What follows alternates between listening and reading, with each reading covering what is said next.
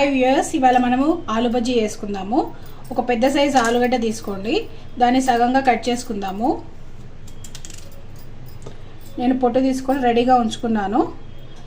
సన్నగా తరుగుతున్నాను చూడండి. ఇలా వాటర్లో వేసుకోవాలి, లేకుంటే నల్లగా అయిపోతుంది. ప్రతిదీ ఇలానే తరిగేసుకోవాలి.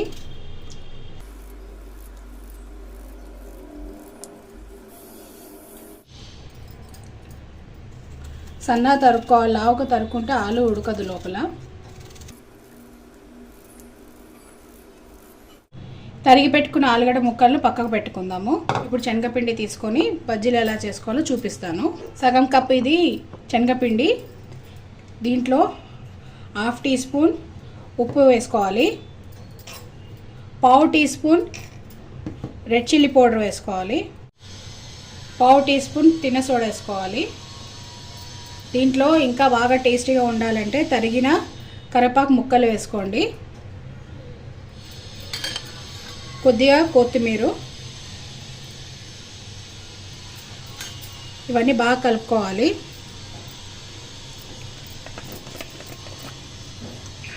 దీంట్లో వాటర్ పోసుకొని ఉండలు లేకుండా ఫస్ట్ మంచిగా నీట్గా కలుపుకుందాము.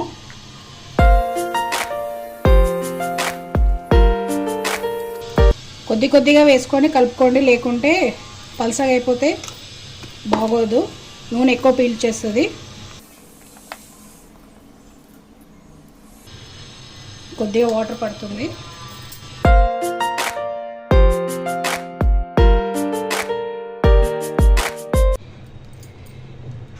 ఇలా జారుగా కలుపుకుంటే చాలు. చూడండి, ఇలా ఉండాలి. బజ్జీ పైన చల్లుకునే మసాలా చూపిస్తాను. 1/2 టీ స్పూన్ నల్లుప్పు, 1 టీ స్పూన్ ధనియాల పొడి. ఈ రెండు బాగా కలిసిపోయేలా కలుపుకోవాలి. కలుపుకొని ఈ మసాలా రెడీ చేసుకొని పక్కకు పెట్టేసుకుందాము. ఇప్పుడు బజ్జీలు వేస్తున్నాను. లైట్గా అద్దుకోవాలి దీన్ని.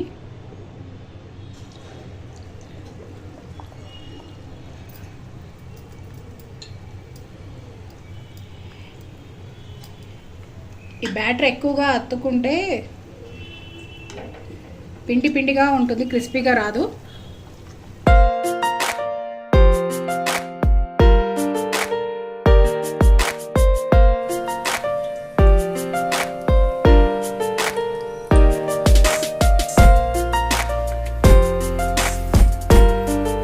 మీడియం ఫ్లేమ్లో కుక్ చేసుకోండి.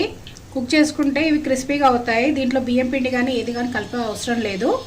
హై ఫ్లేమ్లో కుక్ చేసుకుంటే లోపల ఆలు అట్లనే పచ్చిగా ఉంటుంది.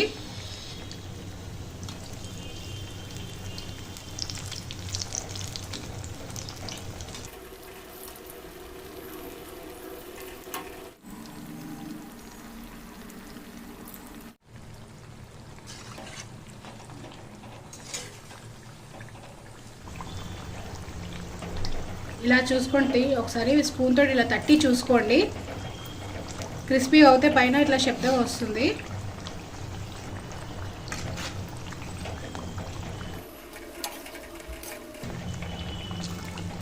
రెడీ అయిపోయిందండి, తీసేసుకుందాము.